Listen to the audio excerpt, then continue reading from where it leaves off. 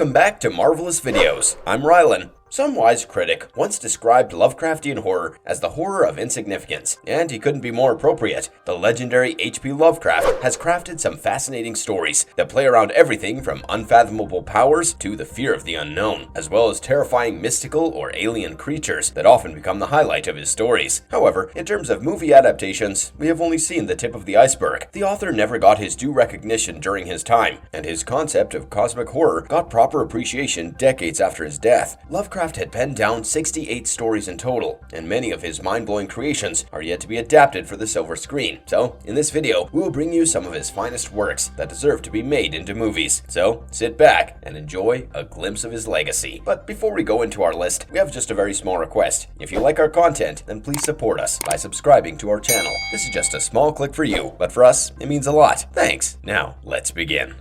At the Mountain of Madness, Lovecraft was fascinated by the Antarctic exploration, and his curiosity fueled this remarkable story. A renowned geologist named William Dyer is the narrator, and he is desperate to prevent an expedition to Antarctica because he knows of the disturbing secrets of the land from his previous experience. He had led an expedition to Antarctica, and his team discovered some strange prehistoric life forms, and some of these remains were surprisingly undamaged. After the team is separated into two parts, Dyer and his colleagues find out that the other team has been slaughtered by some mysterious entity. The scattered remains and mutilated bodies hint towards some sort of involvement of the life forms that they previously discovered. Further investigation reveals a strange world that has been existing without human knowledge beyond the mountains. Alien creatures, termed as the Elder Things, settle down in the lands, and they witness some of their barbaric methods firsthand. The mystical creatures Shoggoths destroyed the Elder Things, and there were only a handful of survivors who can adapt violent methods for self-defense. Thus, William Dyer concludes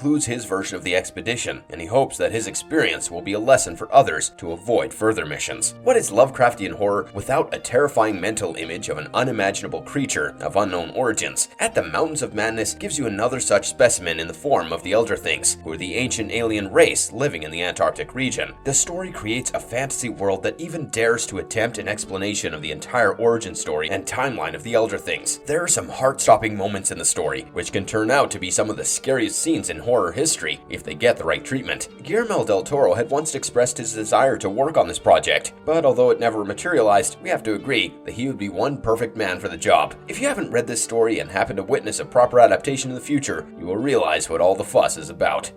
The Rats in the Walls. Dark family histories can spiral down the twisted gates so fast that it becomes a terrifying revelation. In this story, we are introduced to an American man named Delapore, who is the last descendant of his family. He goes to live in his ancestral estate in England and restores the place to its previous glory. The only thing that bothers Delapore ever since he moved in is the sound of rats scurrying behind the walls. He also experiences some recurrent dreams, which combined with his investigation of the mansion reveal some shocking details about his family. As it turns out, his family established an underground city where they raised humans in captivity for consumption. This insatiable hunger for human flesh meant that there had to be a steady supply, and this unspeakable horror was ended by one of Delapore's ancestors who killed the entire family to end the practice. After he left the country, the remaining survivors below the ground became food for the rats, and the discovery doesn't go down too well with Delapore. He finds out about his ancestral instincts and resorts to cannibalism, which eventually gets him locked up in a mental institution. He spends his last days tormented by the sounds of the rats in the walls in his ancestral home and never recovers from the realization of what he's done. Cannibalistic horror flicks are not an exception, and there have been plenty like Wrong Turn and the whole saga of Dr. Hannibal Lecter to explore the concept. However, such a unique brand of aristocratic cannibals has never been seen on the screen. It could be adapted into a fascinating horror flick that will start off as just another tale of twisted family histories and eventually reveal the real secrets. That being said, adapting the story might prove to be tricky because of the lack of characters. It might seem insane if a man keeps on being the narrator, and introducing a few characters might actually be a nice idea. It will require a special actor to play the role of the protagonist, because capturing some of his expressions as he succumbs to genetic depravity will be quite challenging. Overall, it has the makings of a perfectly well-rounded horror drama, and a talented director might work wonders with this story.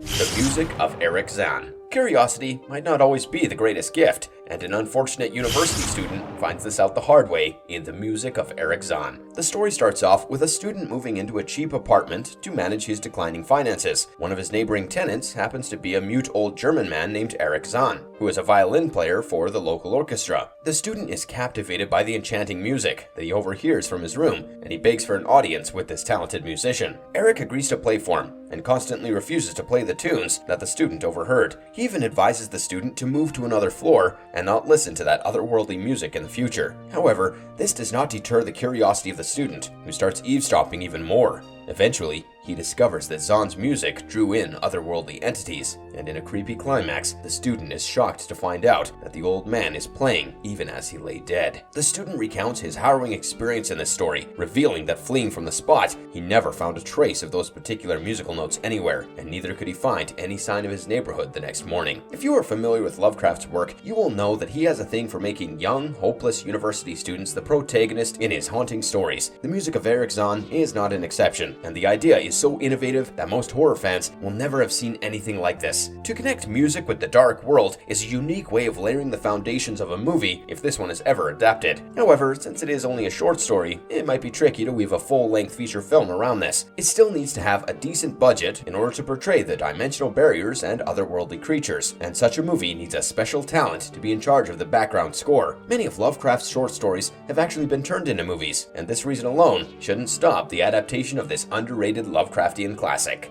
The Dream-Quest of Kadath. This was Inception before Christopher Nolan made it famous. The story weaves a maze of dreams and dream sequences that eventually reveal the details of a mysterious city. Randolph Carter is so obsessed with his recurrent dreams of a majestic city that he heads for Kadath, the mystical mountains where the gods of dream reside. In his dreams, Randolph is warned about the great dangers that lurk around Kadath, but he cannot be deterred. He goes on a unique adventure that blurs the line between dreams and reality, and in this journey, he encounters several strange creatures from predatory rodents to ancient gods. Eventually, he meets the evil deity Azathoth from the Cthulhu mythos, and there is no escaping the clutches of this demented creature, unless he manages to remember that he was dreaming the whole time and simply wakes up. This story was published years after Lovecraft's death, and many are of the opinion that the author himself did not find it worthy of publication. However, we beg to differ, because the story has all the complex elements that you might ask for in a horror classic. It is premised in some wonderful locations, and the wars with ghouls and night gaunts could be glorious in a modern-day adaptation. Of course, the Nyarlathotep, one of Lovecraft's legendary creatures, is the main villain in this narrative, and the audience would love to see this on the giant screen. He has even written a short story about how Nyarlathotep destroys the entire world, and the apocalyptic horror from this story can also be added to the movie. It will require some exceptional creature designs and special effects to translate the creature from the pages of the book to the big screen, but we certainly have the provisions for that. Given the extensive lore and complicated plotline, we would need some very capable brains to put together the compact script, but that should hardly be deterrent enough to stop the project from happening.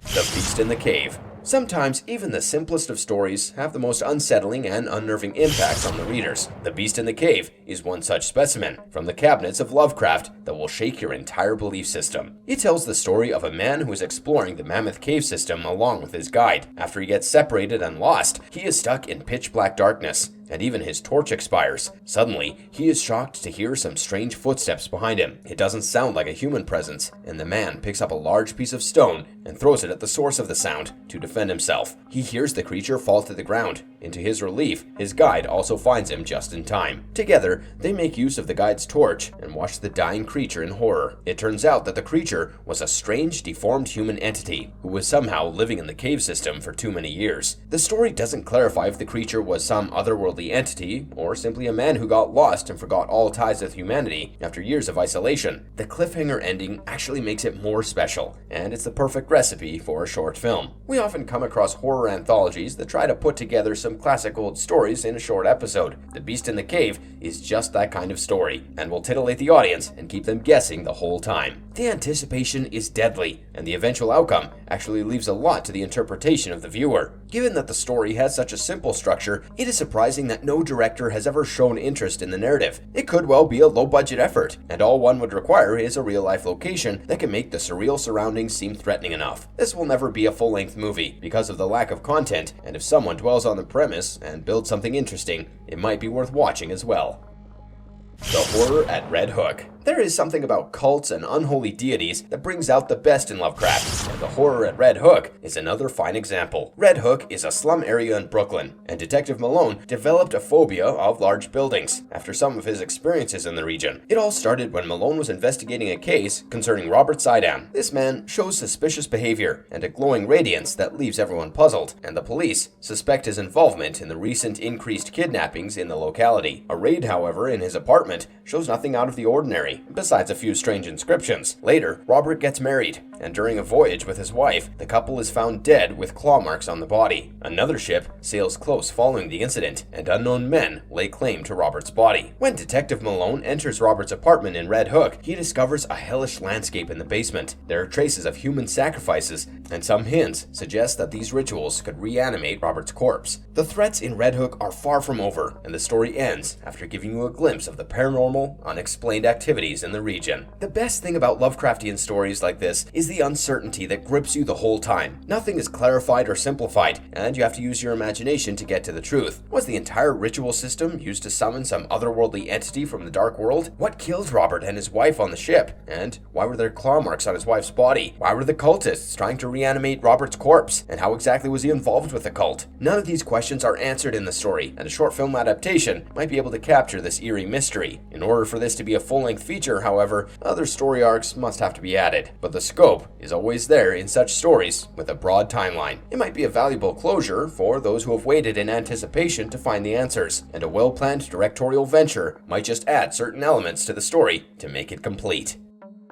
The Tomb. Lovecraft didn't write too many of the usual ghost stories, and The Tomb is an exceptional specimen of his works. It is the story of a daydreamer named Jervis Dudley, who is fascinated by the mausoleum belonging to the Hyde family. Their family mansion had burned down many years ago, and now Jervis starts sleeping inside the tomb after being unable to break the padlock on the entrance of the mausoleum. Things get creepier when Jervis finds the key to the tomb and discovers an empty coffin with his name inscribed on it. He starts sleeping in this coffin and develops an unusual fear of thunder and fire. After a series of bizarre incidents, it is revealed that Jervis was actually the reincarnation of one of the Hyde family members, and this stemmed the unnatural desire to be laid with the Hyde ancestors. However, others don't buy a word of this fantasy tale, so Jervis is deemed as mentally unstable and sent to a mental institution. But upon further investigation, it's proved that his claims were actually true. The Tomb might lack the complexities that you might see in a full-length movie, but has the ideal structure of a short film or an episode of a horror anthology. Lovecraftian fans might be curious to watch one of his rare stories about spirits back from the dead and reincarnations, but the overall narrative has enough juice in it to hold your attention. The Tomb is one of Lovecraft's underrated stories, but we believe that the true glory of the story can only be witnessed if it's put through the right adaptation.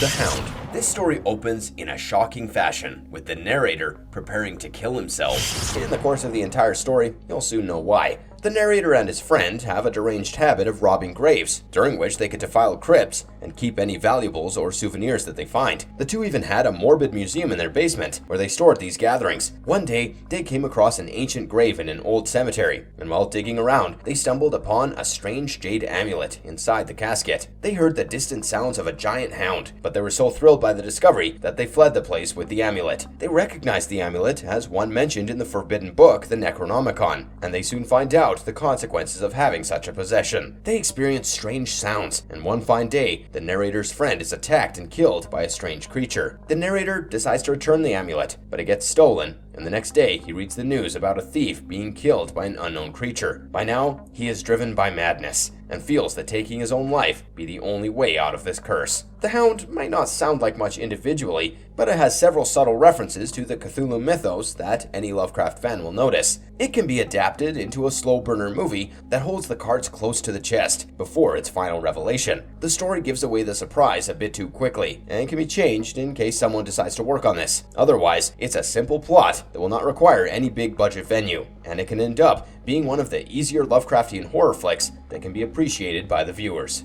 The Call of Cthulhu. Even those who aren't familiar with Lovecraft's works will be able to associate the Call of Cthulhu with the legendary author. The original story has 3 interconnected parts, and the presentation is such that it looks like a part of notes that belong to a resident of Boston. This man, named Francis Thurston, was researching about the ancient deity of Cthulhu and the cult surrounding him. His discoveries open the floodgate to an abundance of information that can make you have a few sleepless nights. The second chapter reveals more about Cthulhu worshipping cults who divulge in orgies and human sacrifices to appease their deity. The third chapter introduces the Cthulhu properly after a shipwreck forces a group of sailors to end up on an unknown island. There was only one survivor, and the others fell victim to the wrath and hunger of the demented ancient god. Finally, Francis concludes by suggesting that he is now the new target of the cultists because he knows far too much about Cthulhu, and he resigns to his fate after leaving behind the crucial manuscripts that will alert the others about the otherworldly presence. Many of Lovecraft's fans will tell you that the Call of Cthulhu is arguably one of his best works. It brought to your imagination one of the most hideous and terrifying mythological creatures that you could ever imagine. And the tentacled, dragon-like humanoid entity had numerous stories surrounding its origins. You might be wondering why we put it on this list, given that there has already been an incredible silent short film back in 2005. Well, to be honest, we felt that the Call of Cthulhu deserves a much better treatment in a full-scale feature film that will make use of the advancement of modern-day CGI to create this iconic monster. With the right production house, this could be as epic as the likes of Godzilla or dinosaurs on the screen, and the terrifying lore around Cthulhu can be done justice only by a skilled director in charge. We hope to see these dreams materialize one day, but until then, you can always grab a copy of the original and check out what nightmares are truly made of. The Shadow Out of Time. What if time and space travel could be possible merely by mind transfer? Welcome to The Shadow Out of Time, another Lovecraftian specimen that tests your creativity. It is an indirect narrative that reveals a lot about an alien race called the Yith, who have mastered the science of switching bodies. These aliens pick up certain hosts from a particular time and space, and the host exhibits what you might think as a supernatural possession of some kind. The Yith study various races, including humans, and much of the storyline takes place through the eyes of a man named Nathaniel, who is chosen to be one of the hosts of the Yiths. The man retains a figment of his consciousness, and he begins to wonder if he's losing his mind because of the strange visions that he witnesses. He struggles between the self-doubt of sanity and insanity, and his whole ordeal reveals the fate of these alien creatures on Earth, and a lot more that would leave you in awe. This story brings yet another alien race into the mix of things, and the narrator happens to be someone who is unfortunate enough to be mind-swapped by these creatures. Now, he has the most demented and horrifying dreams about these strange alien creatures, and a proper adaptation would rank this just as high as something like Alien. The dark side of sci-fi is rarely explored in movies, and The Shadow Out of Time could be just the one to break the shackles. There was a short film that tried to capture the best of the story, but it hardly did justice to the cosmic weirdness that prevails throughout the original story. In order to make this work, one would require a high-end cinematographer who could capture such stunning visuals, and the otherworldly ambiance should be top priority for a proper adaptation. The project will also demand a really talented actor who can portray the conflicted character of the protagonist, but things might be easier said than done. Although this is just our pick of the finest works of Lovecraft that are yet to be adapted, there remains a few others that do also deserve some attention. This unsung hero is slowly starting to get the appreciation that he deserved, and almost a century after his death, but hey, better late than never, right? If the producers and directors take an interest in some of the lesser-known Lovecraftian stories, the horror genre will be well stocked for the next decade. What are your thoughts on our list? Let us know in the comment section below, and tell us about your personal favorite stories that you think would make a great adaptation. If you enjoyed our content, then please leave us a like and subscribe if you haven't already. Until next time, I'm Rylan. Have a good one and be safe.